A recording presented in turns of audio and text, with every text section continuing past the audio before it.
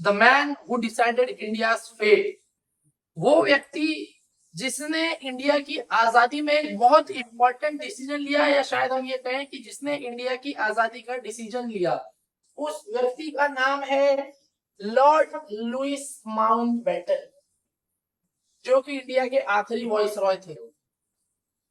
इन्हीं भाई साहब ने माउंटबेटन प्लान बनाया, और माउंटबेटन प्लान है, ये आप इसको ऐसे समझो कि इंडिया की इंडिपेंडेंस का प्लान था।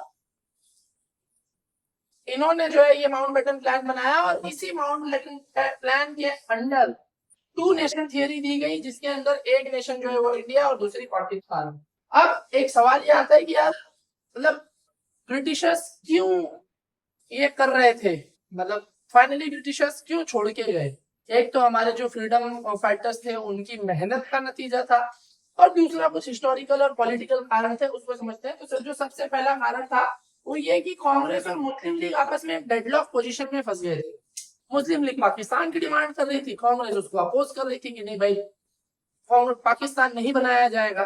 उस प्रॉब्लम को रिजॉल्व करने के लिए माउंटबेटन प्लान बनाया गया, जिसमें कि दोनों ही जो पार्टी है, दोनों ही ग्रुप है, उनको समझा दिया गया कि देखो भाई नाटक मत करो, इसका एक ही सोल्यूशन है कि इंडिया को डिवाइड कर दिया जाए टू नेशंस के बीच में, इंडिया और पाकिस्तान। अब वो डिसीजन सही था गलत था, वो ऐसे नहीं वैसे होना चाहिए था, उसके बारे में हम बाद में डिस्कस करेंगे, डिटेल में डिस्कशन कर सकते हैं कि नहीं ये इंडिया और पाकिस्तान को डिवाइड करने के पीछे ब्रिटिशर्स की क्या साजिश थी और उनका कुछ प्लान था, वो सब जो है हम अलग वीडियो के लिए रखते हैं। फिलहाल हम सिर्फ यहाँ पे माउंटबेटन प्लान की बात करेंगे कि माउंटबेटन प्लान क्या था और कैसे इस प्लान के अंडर, इस प्लान को फॉलो करके इंडिया से ब्रिटिशर्स जो है वो गए, और इंडिया और पाकिस्तान दो इंडिपेंडेंट नेशंस एग्जिस्टेंस में आ गए।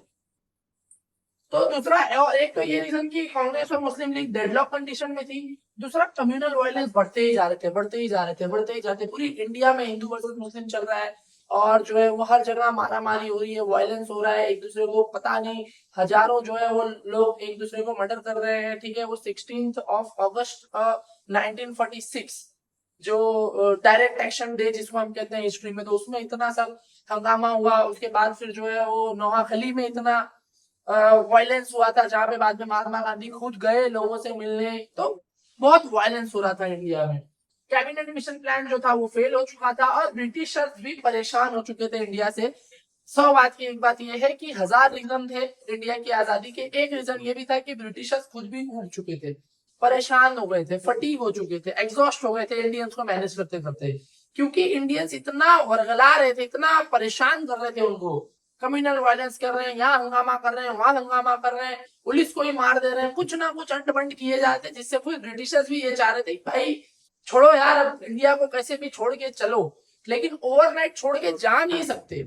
वो पावर ट्रांसफर बाकायदा पॉलिटिकली और एकदम अच्छे से सिस्टम से कि किस चीज का क्या रिकॉर्ड कहाँ है, कैसे क्या मैनेज किया जा रहा है, वो सारा जो एडमिनिस्ट्रेटिव रिकॉर्ड है वो बाकायदा हैंडओवर करके जाना था। तो इसलिए जो है ना ये डिसीजन लिया गया।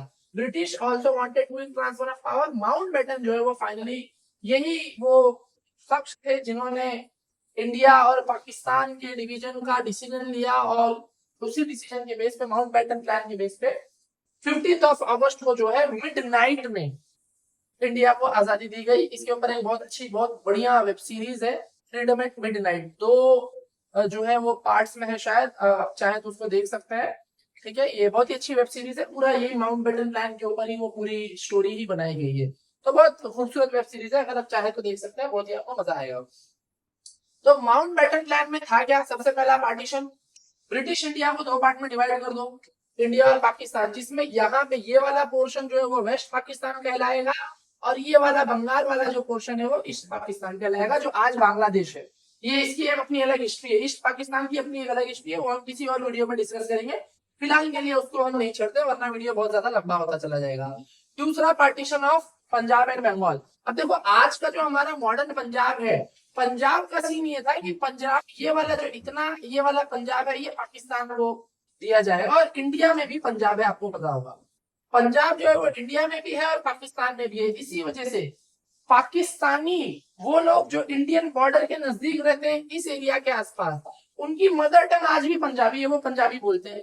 वहां पे पंजाबी बोली जाती है। क्यों? क्योंकि वो एक्चुअली ज्योग्राफिकल लैंग्वेजेस ज्योग्राफिकल होती हैं, लैंग्वेजेस किसी रिलीजन की नहीं होती, भाषा किसी धर्म की मोहताज नहीं है, तो लैंग्वेज जो है ज्योग्राफी की होती है। अब एग्जांपल के तौर पे महाराष्ट्र के जो मुस्लिम्स होते हैं जिनकी ओरिजिन महाराष्ट्र है, उनकी मदर लैंग्वेज मराठी होती है, वो उर्दू अरबी फारसी नहीं बोलते, वो मराठी बोलते हैं, महाराष्ट्रियंस। ठीक है, उसी तरीके से जो यूपी बिहार के मुस्लिम्स या दूसरे रिलीजन के लोग होते हैं वो भोजपुरी बोलते हैं, साउथ के जो होते हैं वो तमिल और तेलुगु और बाकी की दूसरी लैंग्वेजेस बोलते हैं। तो वैसे ही यहाँ पे पंजाब में जो मुस्लिम्स हैं, एक बड़ा हिस्सा इस पंजाब पाकिस्तान वाले पंजाब के जो मुस्लिम्स हैं वो कौन सी भाषा बोलते हैं? पंजाबी बोलते हैं। उसके बाद रेफरेंडम दिया गया प्रिंसली स्टेट्स को, और यहाँ के जो फ्रंटायर्स थे आसपास के नॉर्थ इंडिया के, और इंडिया में टोटल जो है वो उस वक्त अराउंड 565 प्रिंसली स्टेट्स होते थे। प्रिंसली स्टेट्स यानी छोटी छोटी हुकूमतें, उनको रूल करने वाले नवाब होते थे या वो खुद को राजा महाराजा पराना ढिमकाना सब कहते थे। तो उन प्रिंसली स्टेट्स को माउंटबेटन प्लान के अंडर एक ऑप्शन दिया गया कि आपके पास दो चॉइस है, या तो आप अपना जो है वो इंडिया में अपने आप को सिलेक्ट कर लो, या तो आप इंडिया छोड़ो और पाकिस्तान में जाके सेटल हो जाओ। आप इंडिपेंडेंट रूल करोगे ऐसा कोई ऑप्शन नहीं है, आइदर यू ज्वाइन इंडिया और यू ज्वाइन पाकिस्तान। तो जो प्रिंसली स्टेट्स थे वो भी मामला खत्म हो गया, वो एक उसकी अपनी एक अलग हिस्ट्री है, वो प्रीवी पर्स वाली, वो सब हम किसी और वीडियो के लिए रखेंगे। एक्चुअली ये टॉपिक ऐसा है ना, Indian independence, Indian struggle of freedom, कि इसमें बहुत कुछ है, लेकिन एक वीडियो में सब कुछ नहीं आ सकता। तो फिलहाल इस वीडियो में मैं माउंटबेटन प्लान के बारे में बात करूंगा, बाकी चीजों को टच करने से बचेंगे। ठीक है, बाउंड्री कमीशन बनाई गई, और ये जो है वो सर काइलिन रेडक्लिफ ने जो है वो इसको बनाया। इसी वजह से इंडिया और पाकिस्तान की जो बाउंड्री है ये वाली, इसको रेडक्लिफ लाइन कहा जाता है। आप अगर एस्पिरेंट हो या कोई कॉम्पिटिटिव एग्जाम देते हो तो उसके लिए आपको जानना बहुत जरूरी है कि इंडिया पाकिस्तान की बाउंड्री को क्या कहा जाता है? Red Cliff line. इसको रेड क्लिफ लाइन क्यों कहते हैं? क्योंकि इसको बनाने वाले का नाम क्या था? सर काइलिन रेडक्लिफ। इसी तरीके से इंडिया और चाइना की जो बाउंड्री है उसको मैकमोहन लाइन कहा जाता है। ठीक है, तो ये काम सौंपा गया सर रेडक्लिफ को, जिन्होंने इंडिया और पाकिस्तान की बाउंड्रीज डिसाइड की कि ये इतना हिस्सा इंडिया होगा, यहाँ इतना इंडिया होगा, और बाकी का ईस्ट और वेस्ट पाकिस्तान हो जाएगा। और कैसे ट्रांसफर ऑफ पावर की जाएगी, ये सारा मामला भी माउंटबेटन प्लान के अंदर डिसाइड कर लिया गया। पहले इन्होंने ये प्लान किया था कि हम जून 1948 में पावर ट्रांसफर करेंगे, लेकिन इंडिया की हालात बिगड़ती देख के इन्होंने डिसाइड किया कि भैया जून 48 तक रुकने का टाइम नहीं है, जितना जल्दी हो सके ये सब ताम झाम इंडियंस को सौंपो और निकलो यहाँ से। और उसी घाई गड़बड़ी में इन्होंने अगस्त 47 में ही इंडिया को पावर ट्रांसफर की और पहली फुर्सत में यहाँ से निकल लिए। मैंने अभी आपको कहा कि 15 अगस्त मिडनाइट को माउंटबेटन ने पंडित जवाहरलाल नेहरू को सारी जो है वो सत्ता सौंपी थी मिडनाइट में। अरे भाई एक दिन रुक जाते, अगले दिन सुबह जो है हो जाता। मिडनाइट में इंडिया का झंडा फहराया गया था, पहला इंडिपेंडेंस डे जो है वो 12 बजे रात में। भाई सुबह 6 बजे 7 9 8 घंटे और रुक जाते, लेकिन वो इतना केओस हो चुका था कि भाई वो और रुकने का टाइम नहीं था, जितना जल्दी हो सके ले भाई तुम अपना लो, हम तो चले यहाँ से, ये वाला सिस्टम था। और इतना वायलेंस हो रखा था, अभी हम आगे देखेंगे, इतना वायलेंस हो रखा था कि इसका नुकसान ये हुआ कि भाई पार्टीशन के टाइम बहुत मैसेकर हुआ, मिलियंस ऑफ लोगों की जो है वो जान गई। लोगों को समझ में नहीं आ रहा था मैं इंडिया में हूँ या पाकिस्तान में हूँ, क्योंकि उस वक्त सोशल मीडिया नहीं था, उस वक्त न्यूज इतना जल्दी नहीं फैलती थी। 1947 की बात हो रही है, तो लोगों को इससे पहले की समझ आए कि भाई मैं इंडिया में हूँ या मैं पाकिस्तान में हूँ, क्योंकि उससे पहले तो वो इन सबको इंडिया समझ रहे थे। अब अचानक से इस बाउंड्री के बाहर वाले पाकिस्तानी हो गए, इस बाउंड्री के अंदर वाले इंडियन हो गए, इस बाउंड्री के बाहर वाले पाकिस्तानी हो गए, इस बाउंड्री जो यहाँ जो लोग सेटल्ड है उनको पता है कि वो अपने आप को इंडियन समझ रहे हैं, लेकिन पॉलिटिकली वो पाकिस्तान में जा चुके हैं। अब वो वहां पे अपने आप को इंडियन समझ रहे हैं, लेकिन वहां के जो एडमिनिस्ट्रेटिव लीडर्स है वो उनको इंडियन बोल रहे हैं, और ये लोग खुद को पाकिस्तान बोल रहे हैं, और फिर वो उनके ऊपर हमला कर रहे हैं, मारपीट हो रही है, बहुत कुछ फलाना ढिमकाना बहुत कुछ हो रहा है। किसी का गांव इस कहीं इलाके में है, वो यहाँ आके काम धाम करता है, अब वो वापस नहीं जा सकता क्योंकि देश बदल चुका है, बहुत कुछ हो रखा है। इसलिए मैंने आपको कहा कि अगर आपको इंडिया का इंडिपेंडेंस जो है माउंटबेटन प्लान को बहुत डिटेल में जानना है तो आप वो एक वेब सीरीज देखो, फ्रीडम एट मिडनाइट, बहुत गजब की वेब सीरीज है। बता दूं कि मुझे उस वेब सीरीज को प्रमोट करने के लिए कोई पैसे नहीं मिले हैं, बट क्वालिटी कंटेंट है तो इसलिए आपको बता दूं। ठीक है। तो बहुत मैसेकर हुआ। इवन रेप वगैरह के केस में अगर आप अभी गूगल ओपन करो और आप ये सर्च करो कि जब इंडिया का पार्टीशन हो रहा था उस वक्त कितनी महिलाओं का रेप हुआ on an average, estimated number क्या है, तो आपको मिलेगा 1.5 से 2 मिलियन। 2 मिलियन समझते हो, 20 लाख के आसपास। सॉरी मैं शायद गलत बोल रहा हूँ, 2 मिलियन लोगों की जान गई, 50,000 के आसपास शायद महिलाओं के रेप का नंबर है, मैं मिस्टेक।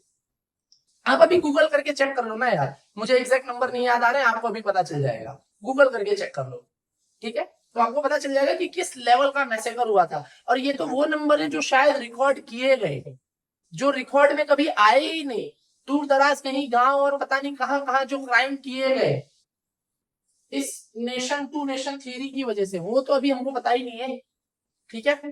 तो वो एक चीज है। और बहुत रेफ्यूजी क्राइसिस हो गए, इंडिया पाकिस्तान की हॉस्टिलिटी हो गई। फायदा ये हुआ कि हाँ भैया ब्रिटिश रूल खत्म हो गया, इंडिपेंडेंस अचीव हो गया, पॉलिटिकल डेडलॉक जो है वो खत्म हो गया। लेकिन एक मामला हुआ, अच्छा में एक और ये लफड़ा था कि कांग्रेस और मुस्लिम लीग बहुत एक दूसरे के अपोजिट थे, तो ये दोनों कैसे एक प्लान पे राजी हुए। मुस्लिम लीग तो राजी हो गई कि उनका जो प्राइम डिमांड था वो पूरा हो रहा था, वो पाकिस्तान हमेशा से मांग रहे थे, उनको मिल रहा था, तो वो राजी हो गए। दूसरा, वो पाकिस्तान क्यों मांग रहे थे, क्योंकि उनको लगता था कि इंडिया में जो है वो मुसलमानों को उनका अधिकार नहीं दिया जाएगा। इंडिया तो एक हिंदू मेजोरिटी कंट्री है, तो इंडिया में अगर वो ऐसा होगा तो मुसलमानों के साथ बड़ी जो है वो डिस्क्रिमिनेशन होगी और उनके साथ बहुत दिक्कत हो जाएगी, इसलिए हमको अपना एक अलग देश चाहिए, पाकिस्तान फलाना ढिमकाना। तो उनको तो वो उनका जो सपना था वो पूरा होते हुए दिख रहा था, तो वो मान गए कि हाँ भैया ठीक है चलो, माउंट बैटन प्लान बहुत मस्त है, अब वो हमारा पाकिस्तान मिल जाएगा। कांग्रेस क्यों राजी हुई? कम्युनल वायलेंस के डर से। लेकिन इनके डरने से कुछ हुआ नहीं, कम्युनल वायलेंस तो फिर भी हुआ। ये सिविल वॉर से डर रहे थे, बट वो फिर भी वो सारी चीजें देखने को मिली। और इनका ये था कि भाई हमारे हाथ में ठीक है यार, एक बड़ा सेंटर हमको, बड़ा है एरिया मिल रहा है, छोड़ो वैसे भी ये सरदर्द लोग हैं, लोगों को भड़काते रहते हैं, और ये अगर हमारे साथ रहेंगे तो देश में फूट डालेंगे, इनको हटाओ, छोड़ो भाई, जाओ तुम अपना पाकिस्तान लो और जाओ।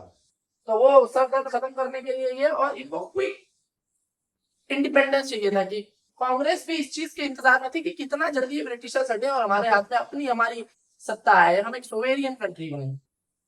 अब एक सवाल हमेशा से ये हिस्टोरिकल सवाल है एंड टॉपिक ऑफ डिबेट है कि क्या पार्टीशन करना जरूरी था, क्या इसको अवॉइड किया जा सकता था?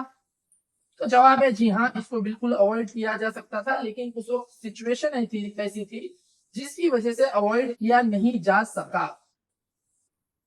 बिल्कुल पार्टीशन को अवॉइड किया जा सकता था, और अगर इंडिया और पाकिस्तान का पार्टीशन नहीं हुआ होता तो आप सोचो कि हमारे पास एज अ नेशन एक अननेसेसरी एनिमी नहीं होता। मतलब इंडिया पाकिस्तान की क्या दुश्मनी है? कोई दुश्मनी नहीं है। मतलब ये दुश्मनी कहाँ से ओरिजिनेट होती है क्या पता, बस इंडिया और पाकिस्तान एक दूसरे को दुश्मन समझते हैं। क्यों समझते हैं क्या पता, वो हमको अपना दुश्मन समझते हैं, हम उनको अपना दुश्मन समझते हैं। आप सोचो कि जबरदस्ती एक अननेसेसरी राइवल कंट्री नहीं होती। प्लस पाकिस्तान भी न्यूक्लियर वेपन कंट्री है, इंडिया भी न्यूक्लियर वेपन कंट्री है, हम दोनों मिलकर एक स्ट्रॉन्ग बड़ा एक देश होते हैं, ज्यादा पावरफुल। हमारे पास पॉपुलेशन ज्यादा होता तो डेमोग्राफिक डिविडेंड ज्यादा मिलता, डेमोग्राफिक डिविडेंड ज्यादा, और कितनी सारी हिस्टोरिकल कल्चरल जो है सांस्कृतिक धरोहर पाकिस्तान में चली गई, वो भी इंडिया का हिस्सा होती, इंडिया में ही होती।